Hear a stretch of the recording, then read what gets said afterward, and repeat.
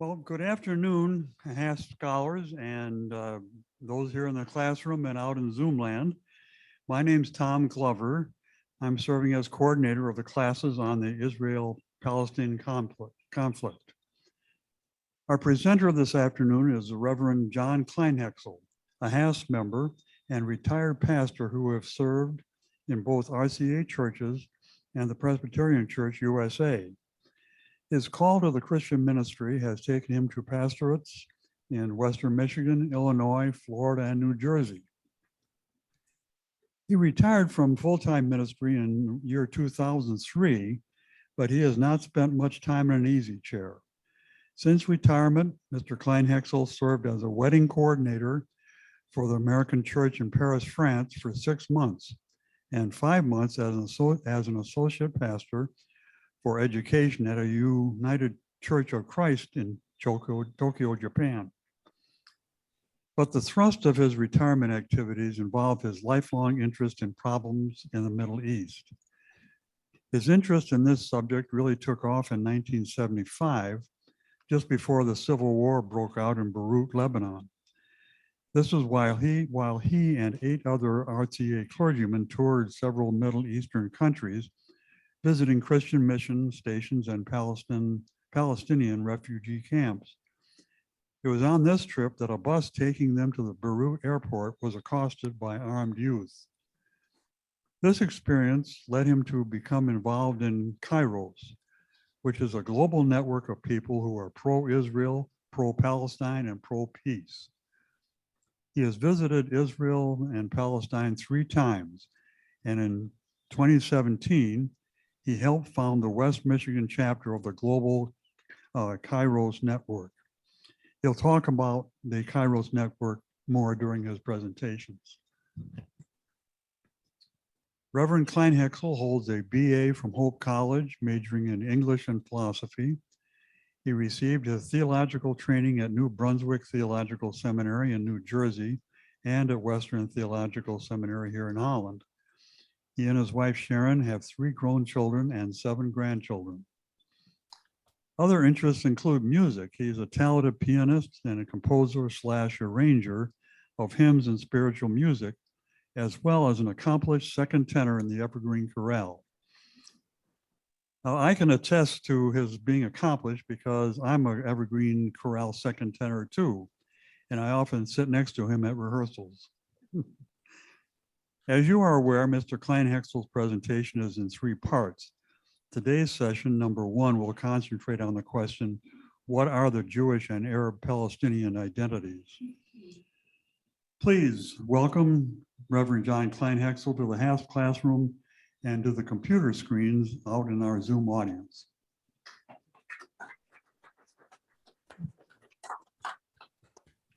Thank you, Tom, for that really fulsome introduction. Mercy, I've never had as long an introduction as that. I have been urged by לא, אף אחד לא מתקבל. אנחנו נשארים פה. כן, זה מה שאומר. שהוא נשארים פה.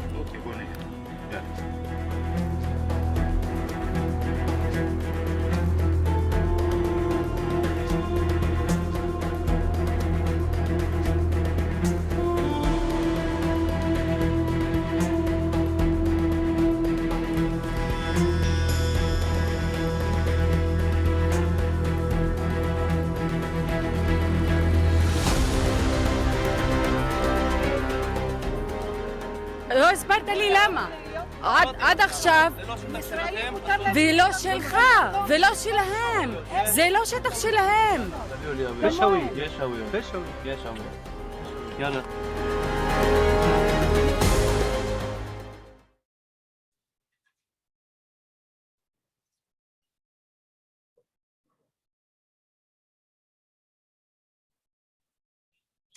how would that make you feel? Excluded from a public park. You're Arabs. You don't belong here. Don't you understand that? We don't want you here anymore. This is our country. You're in the way. Friends, I hope that doesn't sound too harsh. I think it's the truth. That's the nub of the problem. We're gonna try to get into that a little more deeply, sympathetically to the Jews, to the Israelis, but also sympathetic to the Palestinians. Palestinians in many parts of the world have sympathy. Very little in the United States of America. Very, very little. There are a few champions of the Palestinian narrative, but they are outshouted by the power of Jewish influence in the United States historically. Okay, session one. Now you've been introduced to it. Who are the Jews? Who are the Arabs over there? A brief overview of the history of that tortured land from the Basel Conference in 1897 to the declaration of the Israeli state in 1947 and the making good of it in 1948. And then finally, we'll allow some time for the role of the United States in Israel-Palestine. I'm going to quickly go through this. You are familiar with it. My main reason in bringing this up is that Israel wants to maintain the purity of the Jewish race and the purity of Jews. They're reluctant to have intermarriage, and yet through their history, they've been alongside of a lot of people who are not Jews, and there's been some intermarriage. Samuel was the bridge between the period of Judges and the monarchy. There's division, exile, Assyria in 722, Babylon in 586. Cyrus releases the exiles. They start up again. Alexander the Great conquers the whole world, and his four generals split up the world as it was known then. The Seleucids ruled until the Hasmonean self-rule in 164, along that period, and the Romans finally took charge of Israel-Palestine in 63 BC. The Roman Zealot War of 66 to 70 and the Common Era destroyed the city and the temple, and Jews were dispersed and have been dispersed in many countries ever since, starting with 1897 when Theodor Herzl said, "We've been abused too much. We want our own country. Like other nations of the world, let's have our own country." So this was a huge issue for the people of the land, the Palestinians. Jews were given the benefit of support by the ruling empire of the world, happened to be the Brits. The Brits beat back the Ottoman Turks and the Ottoman Empire in 1917-18, hopefully with the support of Arabs who were in Palestine, who were not all that crazy about Turkish rule. So during the 20s and 30s and 40s, Jews, motivated by a tremendous thrust from the Basel Conference of 1897 with Herzl, said, we're going to go back to our traditional ancient homeland. Friends, and what happened was there had been a lot of comity and harmony between Muslims and Jews in Palestine for centuries. But when the Zionists, and that's what they are, Zionists, following the Zionist ideal, we're going to get our own country, our own nation, came, and that was the idea. It wasn't, well, let's share this land together. That was never the plan, except for, as we'll see in a moment, the kibbutz, the kibbutzim. The ideal of the kibbutz was we're going to learn to live with the Palestinians.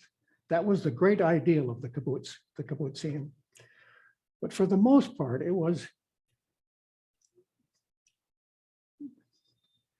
you're not welcome here.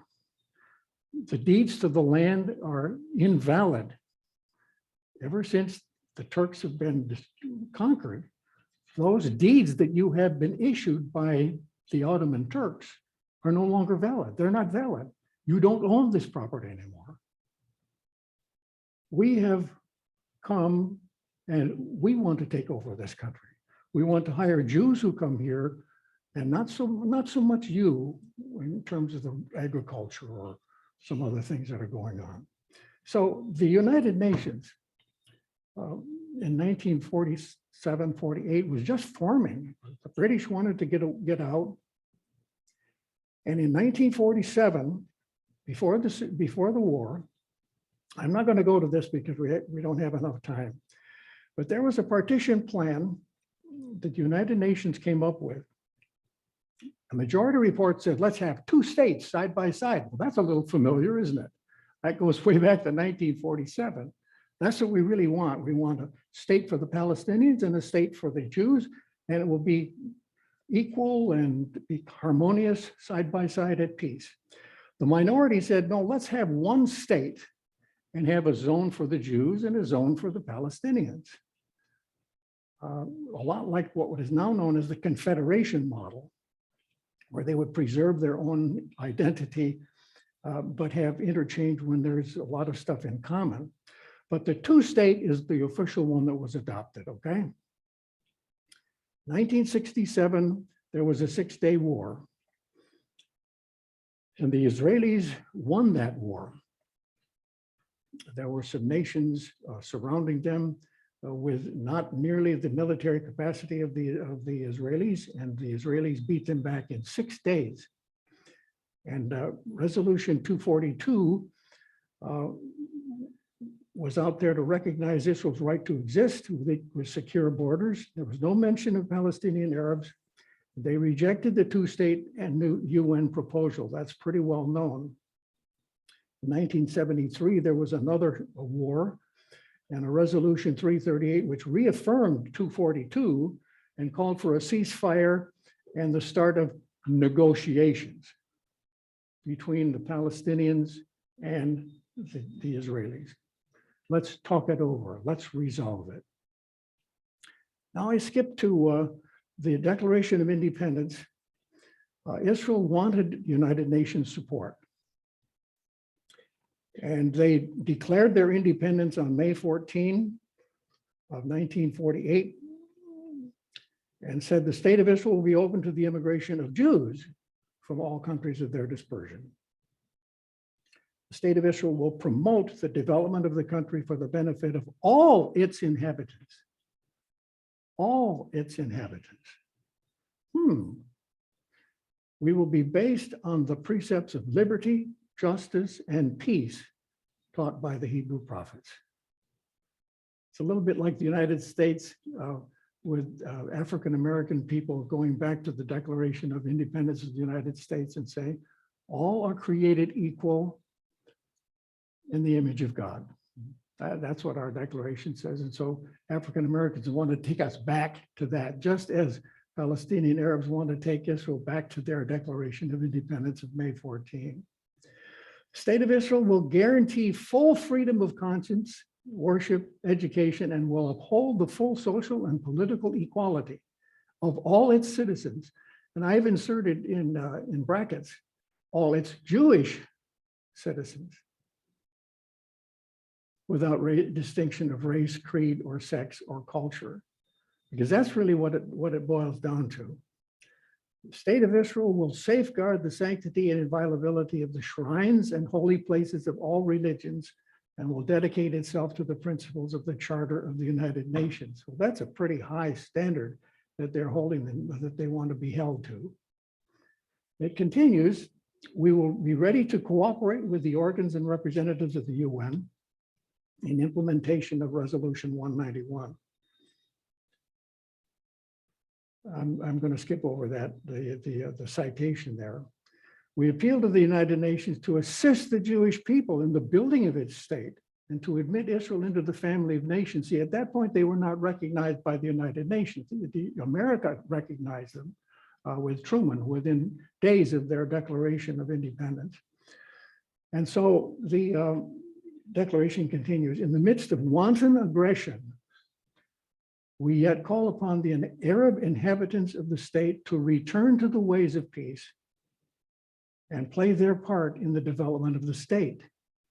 Get this, with full and equal citizenship and due representation in its bodies, the Knesset is the parliament, and institutions, provisional or permanent.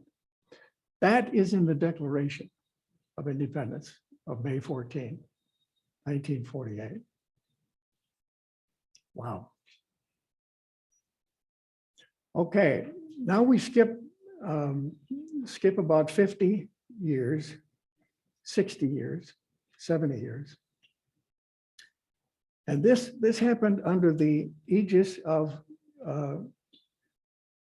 President Trump and Vice President Pence and Secretary of State Pompeo, all of whom are Christian Zionists, by the way. And under Netanyahu, the state of Israel was emboldened to put into their constitution or their basic law by which they are organized these statements. The land of Israel is the historic homeland of the Jewish people. The state of Israel is the national home of the Jewish people, in which it fulfills its natural, cultural, religious, and historical right to self-determination. The right to exercise self-determination in the state is unique to the Jewish people.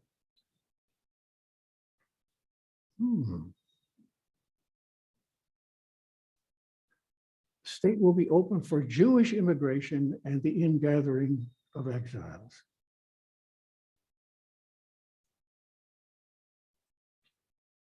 We'll strive to ensure the safety of the members of the Jewish people in trouble or in captivity due to the fact of their Jewishness or their citizenship. The state shall act within the diaspora, that is the spreading of Jews all over the globe, to strengthen the affinity between the state and Jewish people everywhere. It shall seek to preserve the cultural, historical, and religious heritage of the Jewish people among Jews in the diaspora. The state views the development of settlements as a national value. We don't disparage the settlements. Everybody in the world, including officially the United States government, disparages the expansion of the settlements.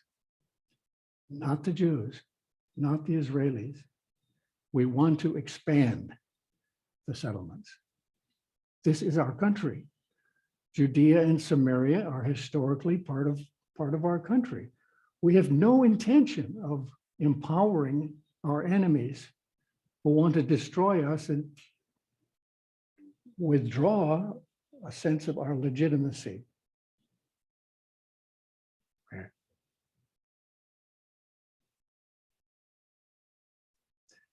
It won't be amended. This law won't be amended unless by another basic law passed by a majority of the Knesset members.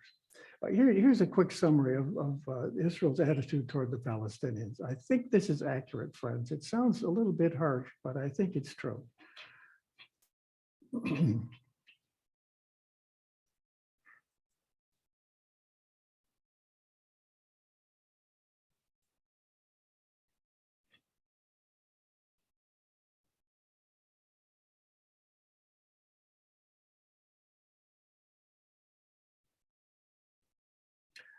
Again, I could take you to the Mark Rajiv article in the Jerusalem Post from last November, but trust me, I found it in his article. So I think that's a summary of the Jewish identity. Are there comments or questions? Have I been fair about it so far? Am I anti-Semite? Yes. There is an aspect that I brought up, which is that. Make sure you have the microphone on. And when you speak, pull your mask away so we can hear you better. I think that perhaps you should mention that in Israel, about 20% of the citizens are Arabs. And there isn't a distinction as far as rights and pursuit of the Arab Israeli citizens. And maybe Speak into it more directly. You have to speak right into it. I think made it's Tom on. turn the microphone off. Now he has to Ooh. turn it back on. Well, hopefully this is better. I just think that perhaps you should have mentioned the fact that Israel now has about 20% Arab citizens, and that there's a distinction between Arab citizens and what's going on the ground in the occupied territories. And also, I don't know, from a historical perspective, perhaps mention that when Israel was created, the Palestinian authorities pretty much encouraged Palestinians to leave the land because they wanted to come back and take it all over and remove the Jews entirely from the state of Israel. Okay, my sense of that is that there are 20% who have second-class citizenship. They didn't leave. They didn't want to leave during the time of the warfare in 48.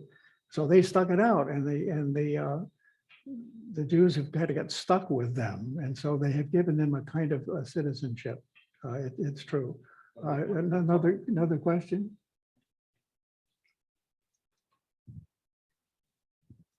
In my reading of the material, there was never a time where Palestinians discouraged Palestinians to leave. I don't think there's any accuracy to that statement.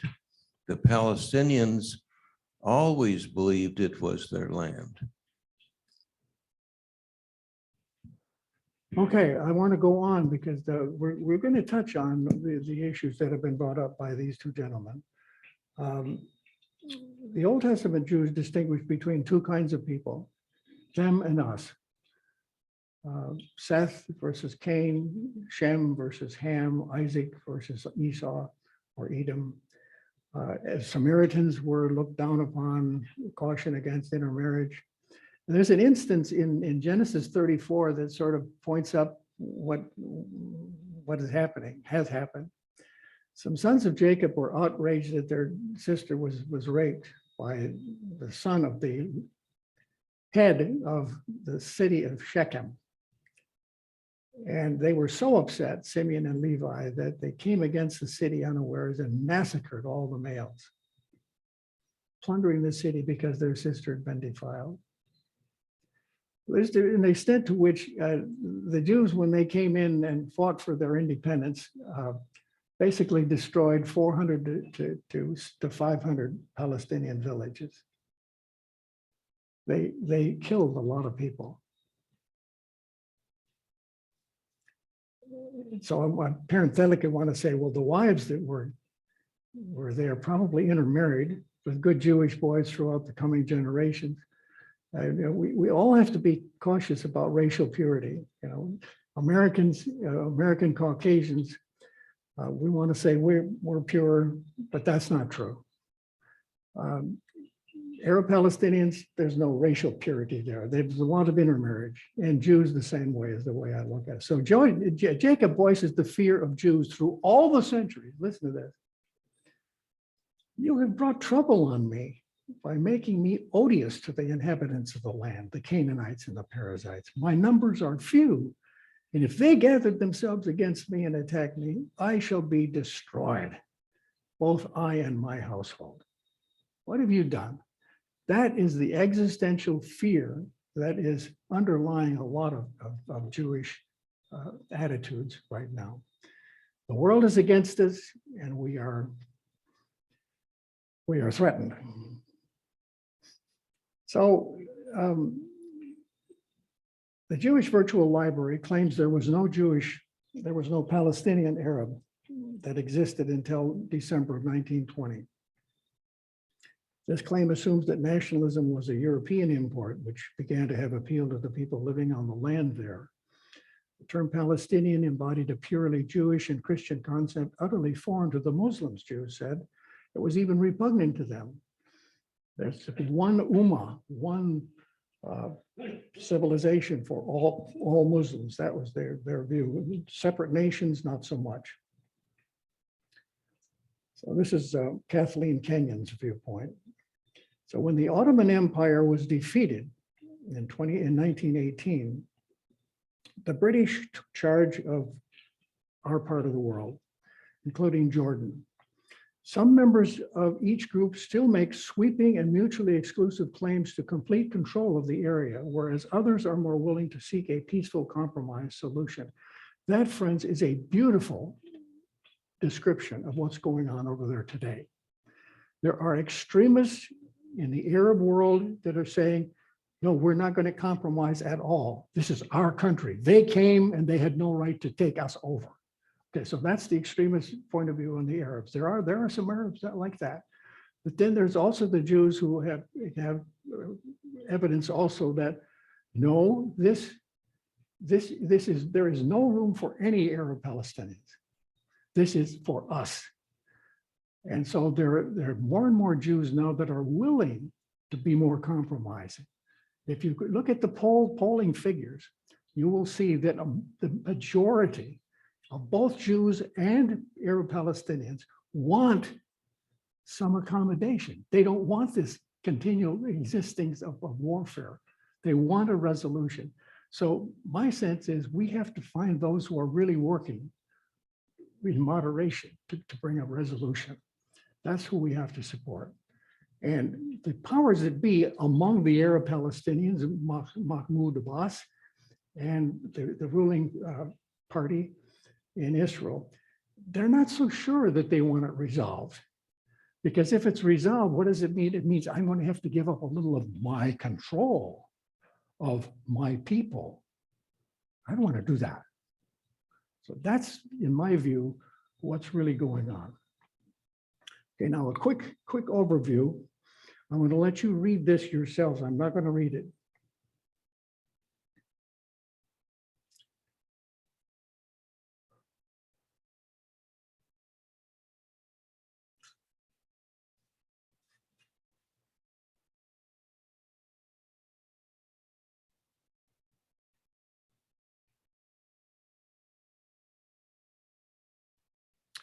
We want our own home.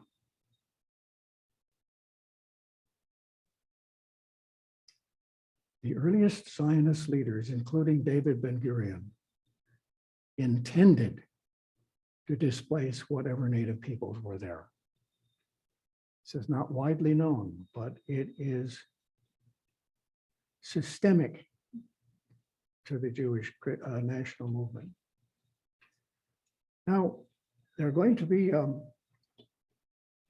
Christian Zionists who have influenced both in Great Britain and the United States the existence of Israel with no criticism. No criticism is permitted of Israel by Zionist people among the Jews and Christian Zionists in the United States. And they were influential in British ruling circles. On November 2, 1917, British Foreign Secretary Arthur Balfour wrote a short letter to a Jewish lord named Walter Rothschild, and it's now called the Balfour Declaration. Dear Lord Rothschild, this is from the highest circles of Great Britain. Remember, they were at war to defeat the Turkish Muslim Ottoman Empire. It was on its last legs for decades, and Britain was ready to end that empire. Dear Lord Rothschild, I have much pleasure in conveying to you on behalf of His Majesty's government the following declaration of sympathy with Jewish Zionist aspirations, which has been submitted to and approved by the cabinet. His Majesty's government views with favor the establishment in Palestine of a national home for the Jewish people. And we will use our best endeavors to facilitate the achievement of this objective. Then this crucial addition that is often overlooked, it being clearly understood that nothing shall be done which may prejudice the civil and religious rights of existing non-Jewish communities in Palestine, or the rights and political status enjoyed by Jews in any other country. The rights of Palestinians in their country ought not to be prejudiced, ought not to be violated.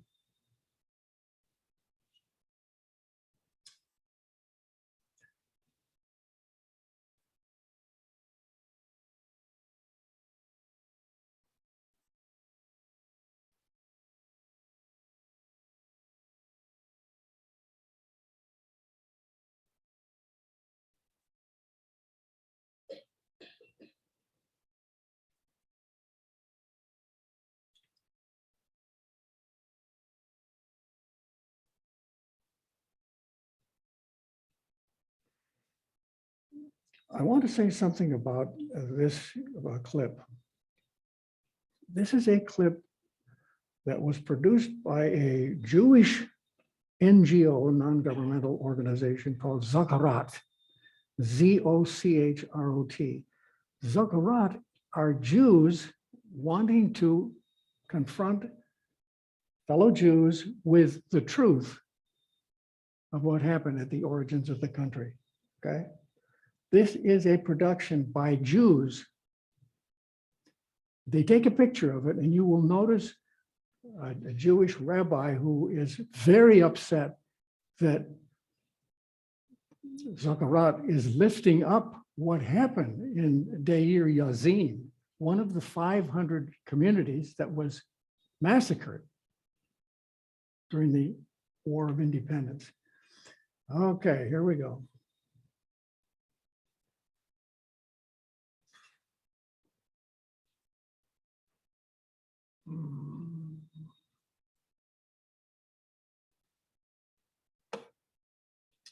Where's my little cursor? There it is.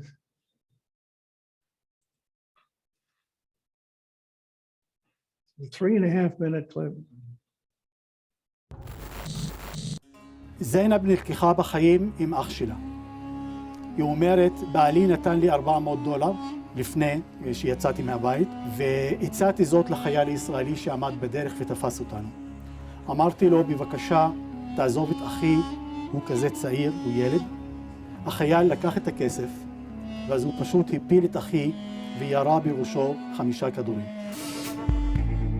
עדותה של זינב הוקראה במהלך יום הזיכרון לציון 70 שנה לטבח דיר יאסין, שהפך ברבות השנים לאחד מהסמלים ההיסטוריים של הנכבה הפלסטינית.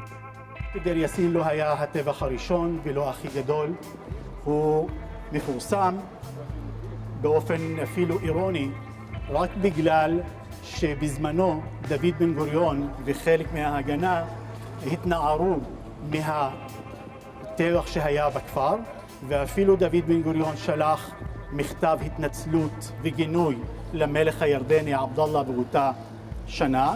האירוע, כמו קודמיו, לא זכה לכבוד הראוי ויצר תסיסה בקרב תושבי שכונת גבעת שאול הסמוכה, שהתרחבה על חורבות דיר יאסין. גם תל אביב ככה, גם לא זה ככה, רמלה, הכל. כל הארץ ניתן להם. ולעזה, מספרים שם גם. ב-20 בינואר 48, הסכם בין דיר יאסין לגבעת שאול. שני הצדדים הגיעו להסכם על יחסי שכנות טובה. גם המחקרים הישראלים וגם העדויות של מפקדי ההגנה של תיאל בזמנו, כולם העידו שיש הסכם וההסכם תקף.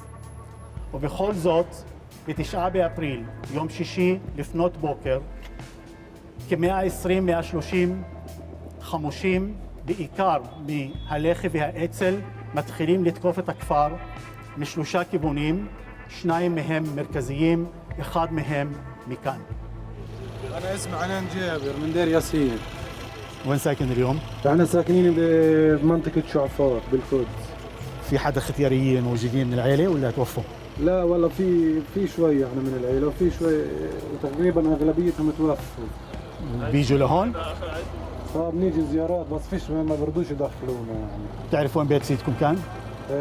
دار سيدي ساكنين البيت العقبال المستشفى المجانين هو موجود يعني. موجود البيت؟ טבח דיר יאסין גבה כ-110 קורבנות, והמידע בסיור חשף דברים חדשים גם בפני תושבי המקום. אני נדהמת כירושלמית שלא הייתי ערה לזה שחלק רואים ממש, אתה רואה את הכפר, כן, אתה יודע, בתקווה שיום אחד זה יהפוך למוזיאון. או למקום לשבעה. או מקום לשבעה, אינשאללה. מדברים כביכול על הטבח ושוכחים את הדברים האחרים, כביכול השאר בסדר. לא. גירוש האנשים מכאן ב-48 הוא גם פשע. מניעת השיבה שלהם אחרי שכביכול הקרבות נגמרו, המדינה קמה, הוא גם פשע. כך שלהתמקד רק בטבח משכיח או מפחית מערכם של הפשעים האחרים שהיו כאן, דבר שיש לשים אליו לב.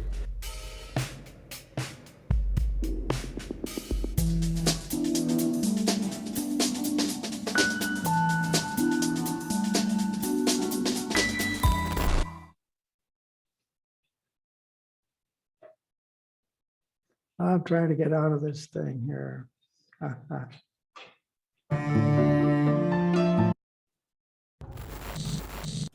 זיינב נלקחה בחיים עם אח שלה. היא אומרת, בעלי נתן לי $400 לפני שיצאתי מהבית, והצעתי זאת לחייל ישראלי שעמד בדרך ותפס אותנו. אמרתי לו, בבקשה, תעזוב את אחי, הוא כזה צעיר. There we go. Okay, thank you. I'm highly impressed with what you. So as you gathered, this is a commemoration of the massacre by a Jewish-based group that is wanting his fellow Jewish people to understand some of the origins of their country. And it's very painful for Jews to be confronted with, there was an agreement that we will be neighborly toward one another. And it was resolved, it was signed. The agreement was signed, and yet the Haganah, the origins of the Israeli Defense Force, IDF, came in and destroyed the village and the people. So this is bad blood, and the need for forgiveness, the need for recognition, the need to address some of these earlier origins, and the wounded spirit of the Holocaust survivors that they brought with them when they came to the land needs to be addressed. We're going to continue to address it with our Kairos movement February 19. If you please, will join us Zoom-wise. We're going to look at healing the trauma. So when word got out, the common understanding is that when word got out among the Palestinian Arabs in all of what is now called the West Bank, they're saying, we are not safe here. We have to get out. We have to get out. And so 750,000 of them fled with deadly fear to neighboring countries, Gaza, Kuwait, Lebanon, Syria, United States, if they could get there, Great Britain, parts of Europe. So oftentimes the Jews want people to say, oh no, they wanted to go. They wanted to go. It's not true. Why would you want to leave your home?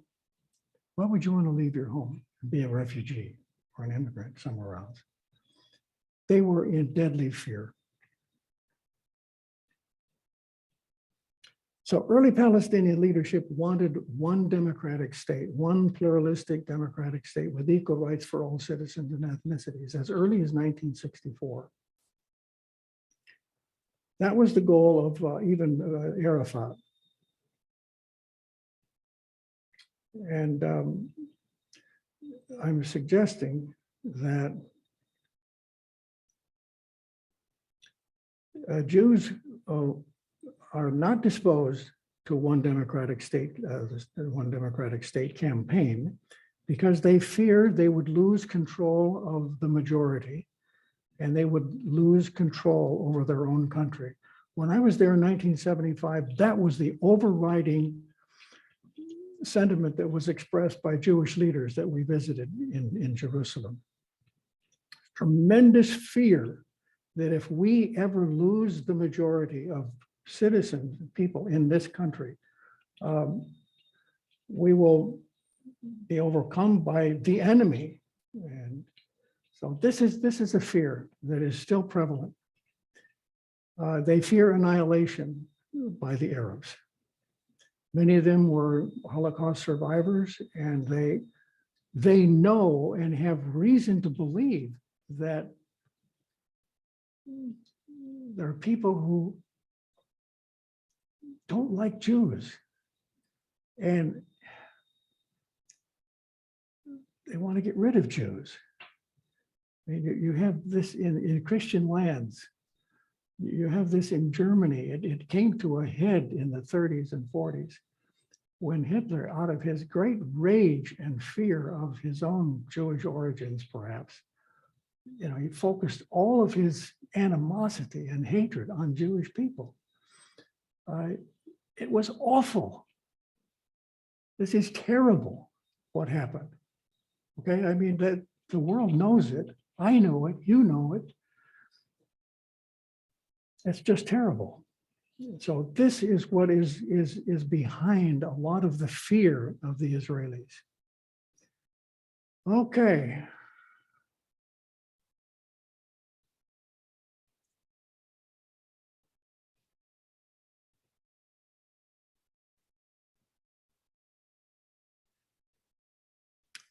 Where can I get? Oh, there it is.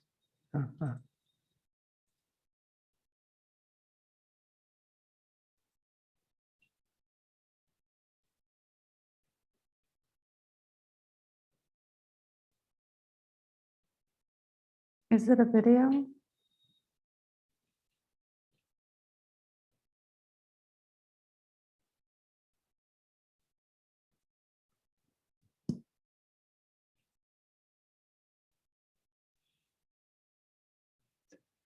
Then the ambassador to the United States from Russell opened the Bible and read aloud God's covenant with Abraham from Genesis 17.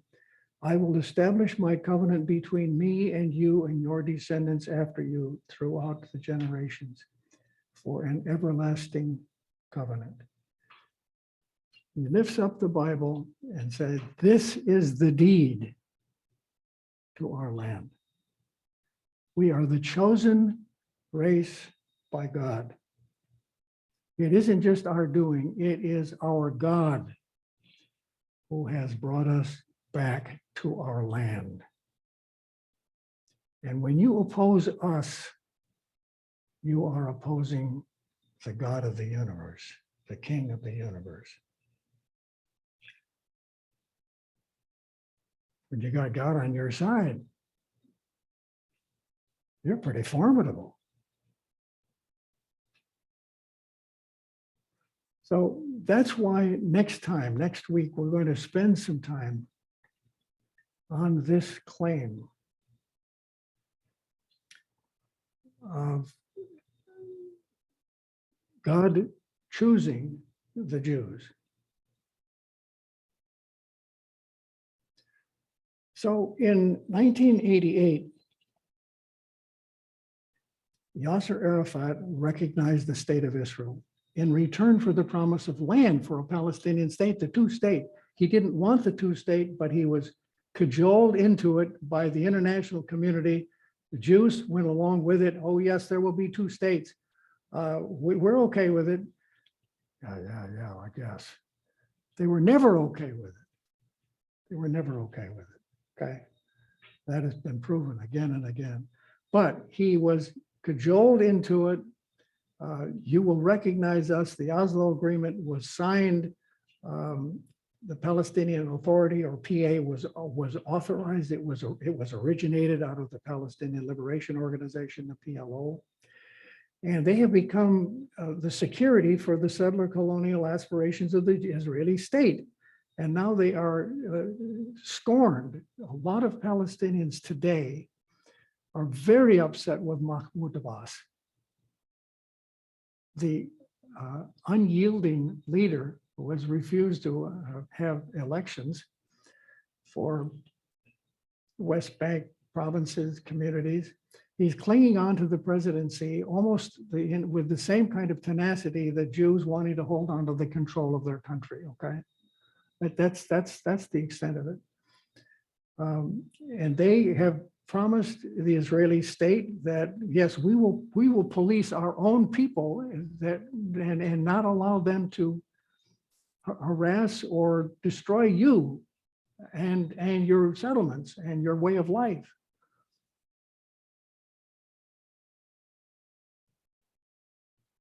Okay, finally, and then there's still going to be some time for lots of questions and comments. This is another very controversial thing. The United States' attitude toward Jews and Arabs.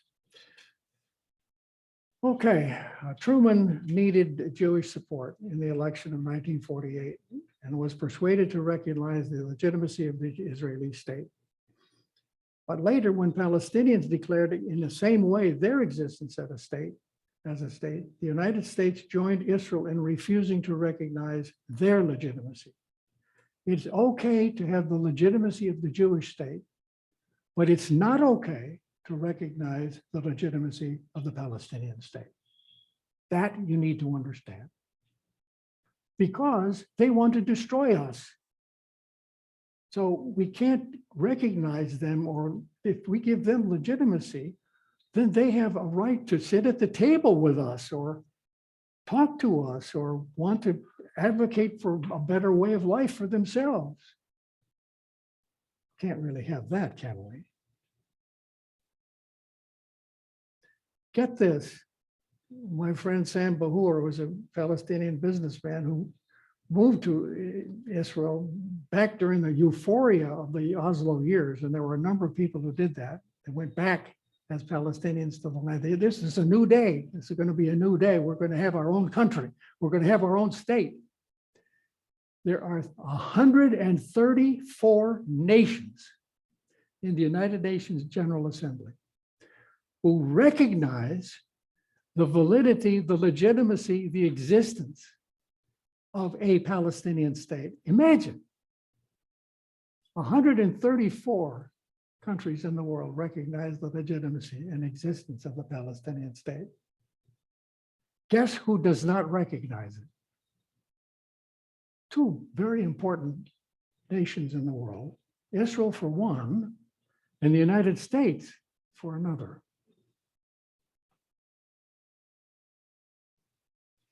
We have pretended for decades to be honest brokers between the Arabs and the Israelis.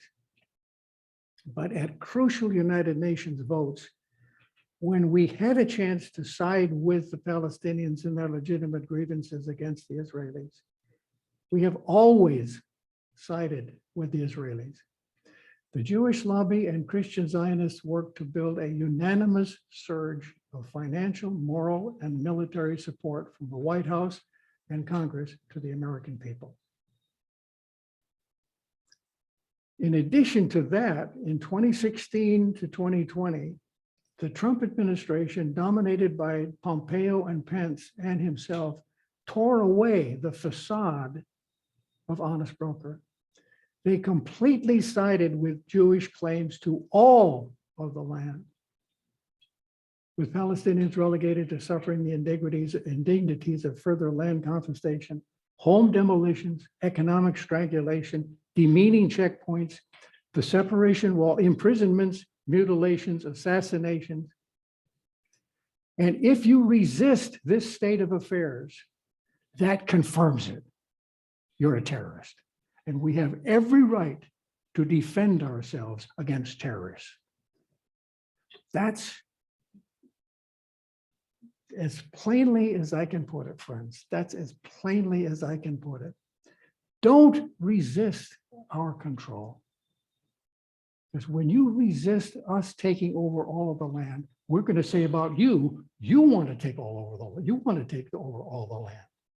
You want to destroy us. You are mad at us. We can't give an inch to you. If we give an inch to you, you will take a mile. And so you have this terrible cycle that's been going on for 70 years, 80 years, 90 years. Offense, revenge. Offense, counteroffense. Attack, counterattack. And the way of violence and warfare is the rule. I am following one, and I invite you to follow one who says, that's not my way. That's not my way. If I was of that kingdom, my disciples would fight you, Pilate. My disciples would fight you. But that's not the battle I'm waging. I'm waging a battle for the hearts and minds of people to love and show kindness and be just. I'm with Micah. What does the Lord require of you but to do justice, to love mercy, and to walk humbly with your God? That's the guy I follow. So we're going to open it up in just a moment. There's a growing grassroots support in the United States and Europe insisting on full human rights for indigenous Arab inhabitants. As pointed out by this gentleman earlier, 20% of Arab Israelis are there. They're citizens of the state of Israel. Not full citizens, they're suspected of siding with Palestinians of the West Bank. So they're not trusted by their fellow Arabs because they've been willing to accommodate to the Israelis, and they're not trusted by the Israelis because they have a disposition toward their Arab brothers and sisters.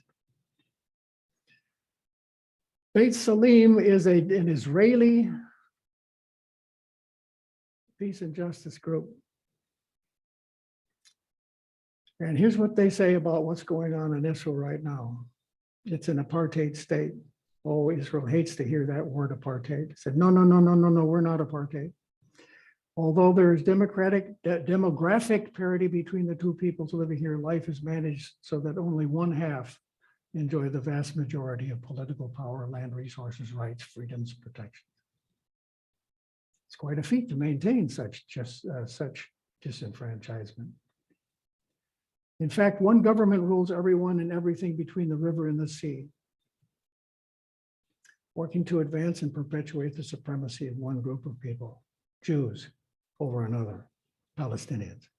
This is apartheid. These are Jews now talking. These are not Goy. This is not the Goyim. This is Jews. There is not one single square inch in the territory of Israel controls where a Palestinian and a Jew are equal. The only first-class people here are Jewish citizens, such as myself, the author Haggai El-Ad. And we enjoy this status both inside the 1967 lines and beyond them in the West Bank, separated by the different personal statutes allotted to them and by the many variations of inferiority he also subjects them to. Palestinians living under Israel's rule are united by all being unequal.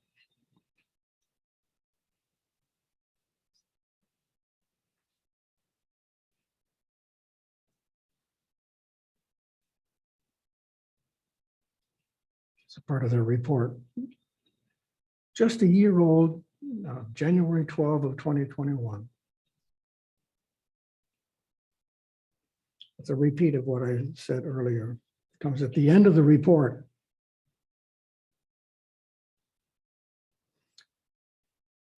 Okay, just a couple of videos. We have 25 minutes. I'll show you this. This is short.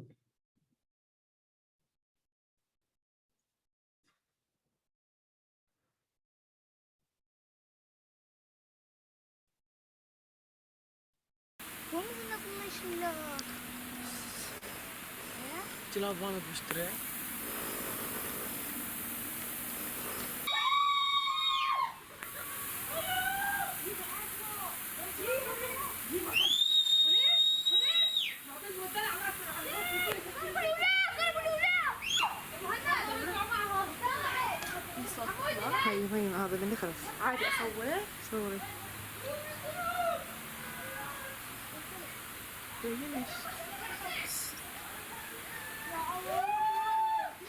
ألقاكم في المدرسة. السلام عليكم. وليش مبين؟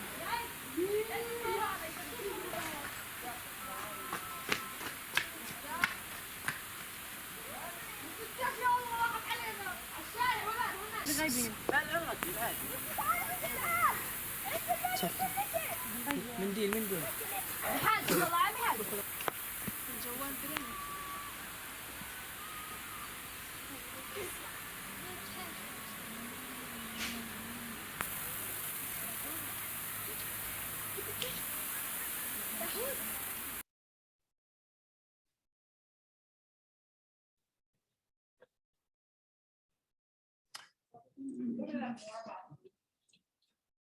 When online shopping is seamless, it feels so easy. We're using machine learning at the edge to identify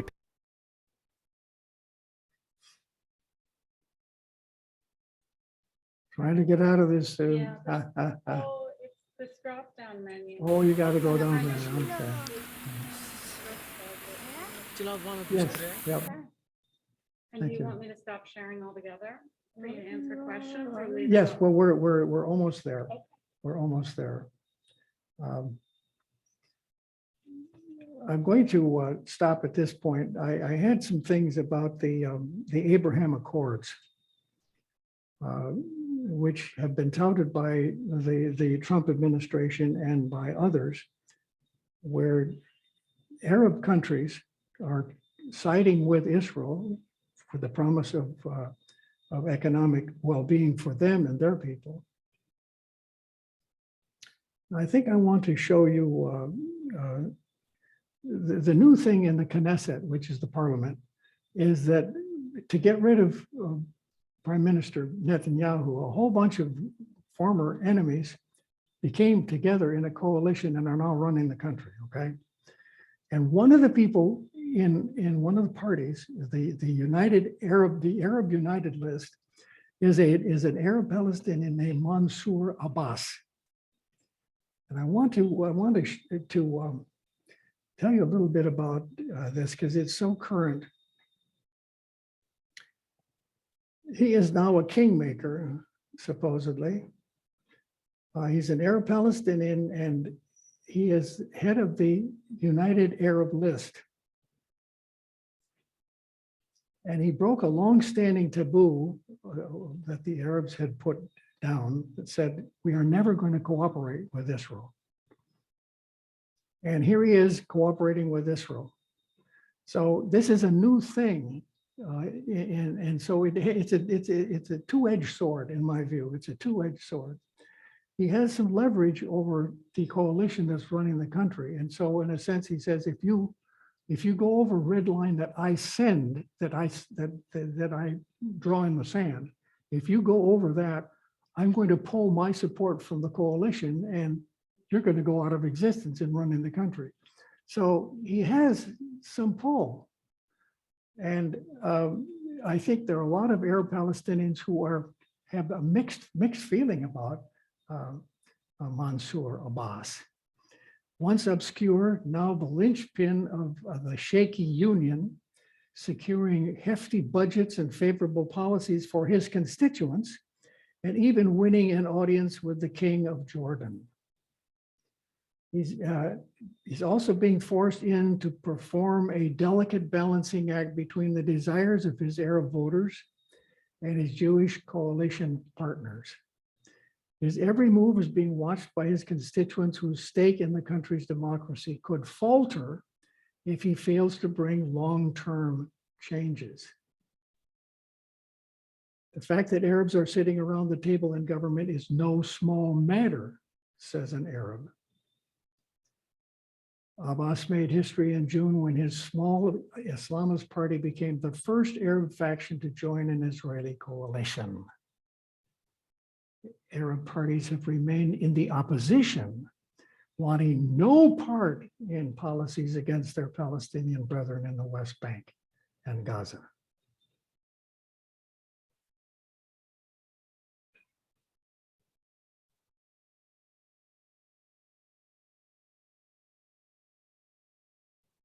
get this, his party has ties to the Muslim Brotherhood, which is notorious in the West as sponsoring violence against a lot of people. So he's been part of that. He's a dentist.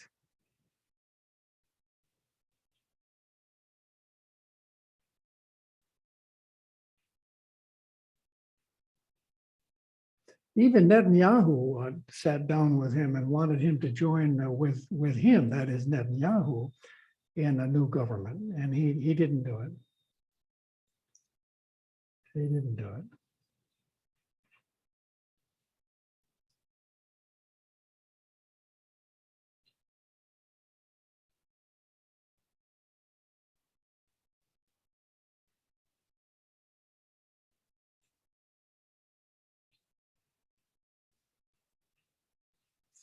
Okay, and we're going to pass over this on our third session in 2 weeks. We're going to deal more with the so-called Confederation Plan, and we're going to look at Christian Zionism next week.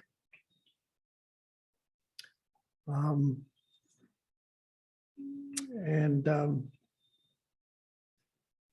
going to look at the one democratic state as a possible solution. So I'm open to us discussing some stuff that I had. Now, would you bring the microphone over here to David?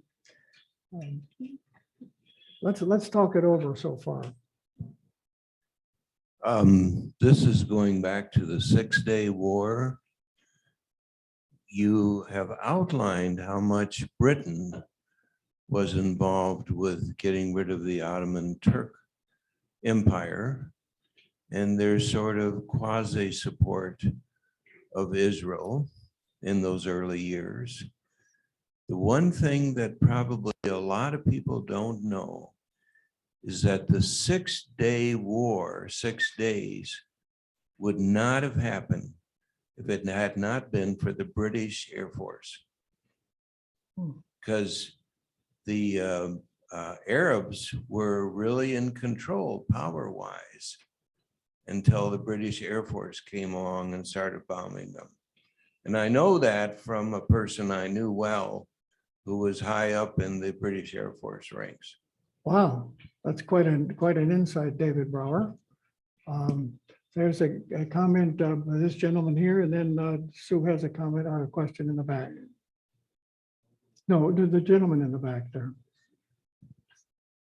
Or did you want to say something, Dean? Oh, I'm sorry. Yeah, I just wondered why you skipped over a period, I think it was around 2003, 2004, when there was a two-state solution proposal that looked like it was a proposal that should have been and could have been accepted, and there would be a Palestinian state now, except Yasser Arafat refused to accept things like he would had all of Jerusalem, had the West Bank, everything he could have asked for, but he would have still had a state of Israel there, and that would be the reason there isn't a two-state solution now, and Israelis have kind of leaned towards giving up on that. That pretty much that Arab Barak had agreed to everything they wanted. Yeah, yeah, it is common. It is politically, conventionally understood that Arafat rejected the two-state solution when Clinton was finishing up his term. And there's another side to that I'm familiar with, but not really conversant at this point.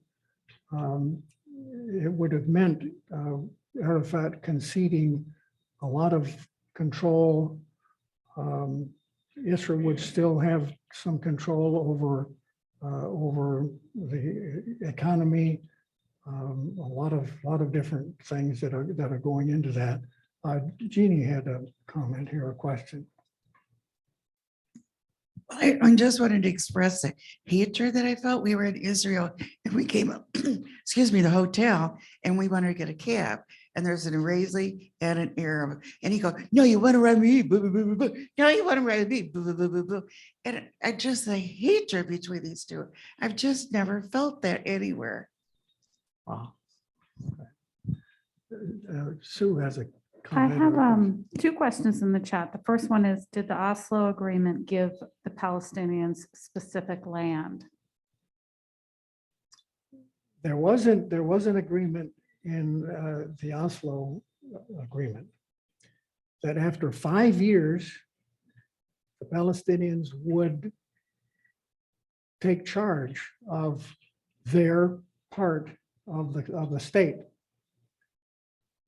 But along the line of that 5 years, there was violence by Palestinians. And Israel concluded that we no longer have a valid negotiating partner in the Palestinians. So they withdrew, they stepped back from implementing that decision of sharing control over Area C with the Palestinians. There were A, B, and C. A was the Israeli control. B was Palestinian control. C was going to be the joint control. And so at crucial points during this whole period, expectations of the Arabs about Oslo were disappointed, and expectations by the Israelis of Oslo were disappointed. And in the midst of all of that, you had the assassination by a right-wing Kahanist of Rabin. And when Rabin was assassinated by a right-wing Israeli, it took all of the energy out of the so-called liberal forces in Israel. They gave up. Those who wanted to really share the country with the Palestinians said, if we ourselves do this to our own people who are wanting to talk with the Palestinians, we're going to get nowhere. So they pulled back. They pulled back from wanting to engage with the Palestinians, and it's gotten worse instead of better. That's my answer to the Oslo question. Thank you. There's one more question in chat from our Zoom community. What view did prior administrations have? It seems Israel has always been favored. I have a little problem with hearing, so take your mask off and say it again. Sure.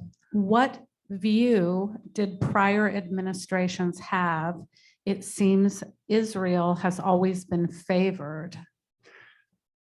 There's no question that President Trump and his administration pulled the veil away from this honest broker thing.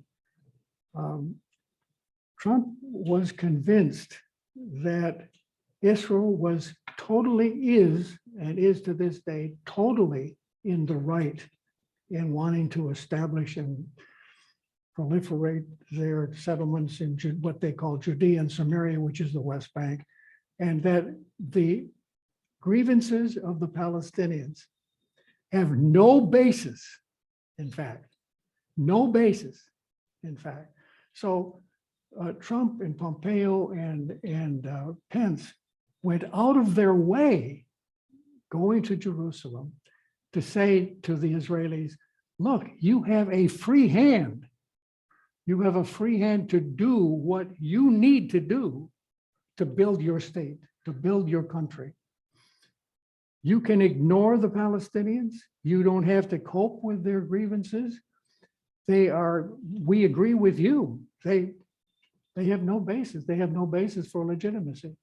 So that is what Biden is having. So Biden is coming back. I'll say more about that next week. Biden is coming back and he wants to play the honest broker role and say, well, now wait a minute. Our administration stands for equality of human rights for the Palestinians and for the Israelis.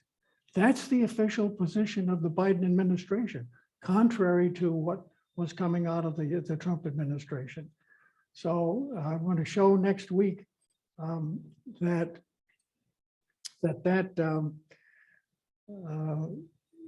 what the official Biden position is. And those of us who are wanting to champion the Palestinian point of view are wanting to hold Biden and Blinken, who is a Jew, of course, to that declaration. Okay, let's hear what the Palestinians have to say in their own defense, and as they want to be full participants in the land. So that's my assessment of the Trump administration in answer to it. Any other comments? You want comments or question? Milt's got a question, a comment. Your presentation has been a real eye opener, John. Thanks.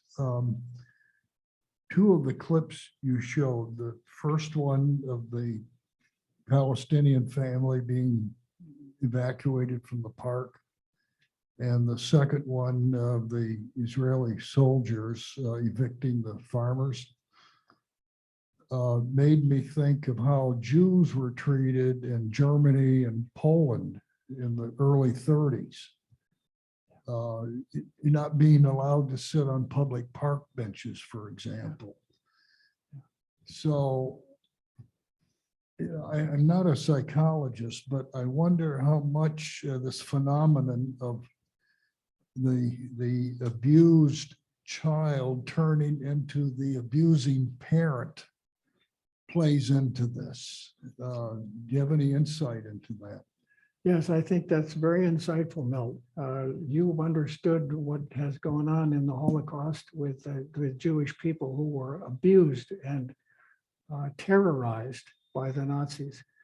And unfortunately, in the view of many Jews, they have taken that deep into their own psyche and are passing it on to people who are opposing them in Israel-Palestine. They see the opposition that Palestinians are bringing to them as of a same piece with the Nazis. And so we have to get back at them. We are not going to take that abuse anymore. So there's the tenfold revenge thing. If you take one of our soldiers, we're going to take 10 of yours. We're going to mete out justice against you. We are never going to take any more abuse. And so it's a psychopathic kind of thing. It's a psychiatric thing. And there are people, and we're going to feature on February 19, Kairos West Michigan is going to sponsor a webinar at 11 o'clock on February 19 with Richard Forer. And I'm going to bring to bear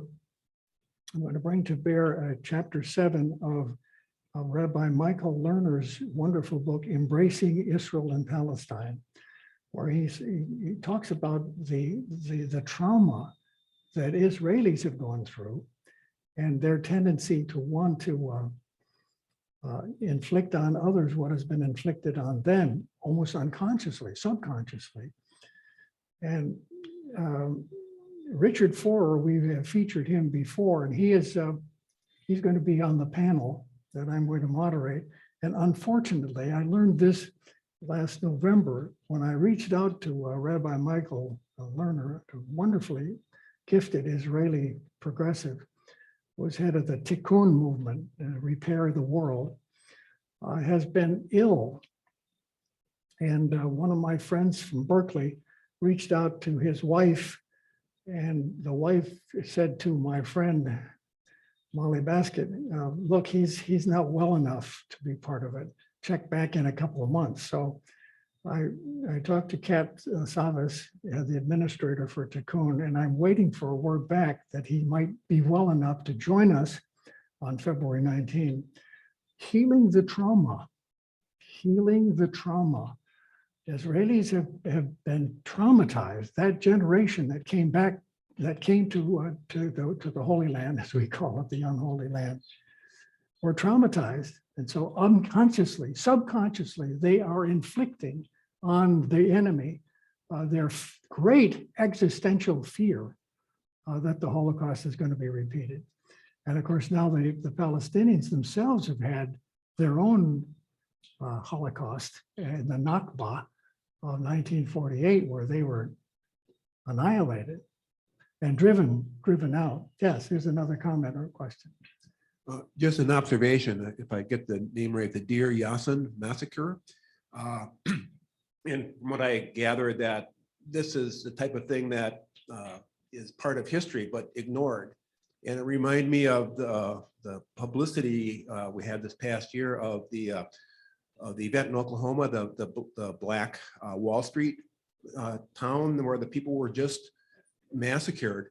And I'd never heard of that before. Tulsa, yes. And it's just, see parallels between what we're trying to do and what they're trying to do. And if you remember 1984, the George Orwell book of if you don't like history, you just make it disappear and you move forward with your version and forget the rest. So it's like, we're not alone, they're not alone. It's we've got a lot to learn from history and try to view it through. Well, and you were just talking about history though, the Jewish fears of the Holocaust. I mean, that's their history and that's what they know. So it's, you have to come at it from a broad window of everybody has a history. I am so glad you brought that up, How sir. do we make that work for everybody? Right. Thank you. It gives us a good perspective, and with that, we'll probably bring it to an end until next week. The intersectionality of what we're talking about in Israel-Palestine with the Black movement, Black Lives Matter movement, and people of color. We identify, the Kairos movement that I represent identifies with the Black Lives movement and people of color who are systemically looked down upon as being shiftless, violent, disruptive. And we know that because of our struggle in the United States to bring equality, human rights to African Americans and people of color, we know that same thing is happening in Israel-Palestine. It's not going to be solved overnight. We've been at it for 70, 80, 90, 100 years, and it's not going to change overnight, but I'm hopeful because change is going to happen. It is happening as more and more people are aware of the realities of Israeli fear and Palestinian injustice. There will be people who will emerge in the newer generation who will take that by the bull, they'll grab the bull by the horns and say, we're going to solve this. We created it and we are going to solve this. We're going to make room for both people. And we may not see it in our lifetime, but that's the hope that drives me. Thank you very much, and we'll see you next week.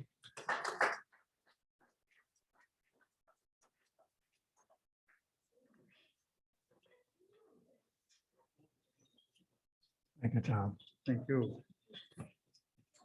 Thanks, everyone at home. I'm going to go Well, ahead and wanna close the thank- class. I want to thank John Kleinhexel for that wonderful presentation and a look at a lot of different sides of this really contentious issue. And we'll look forward to his coming back in a week and continuing this.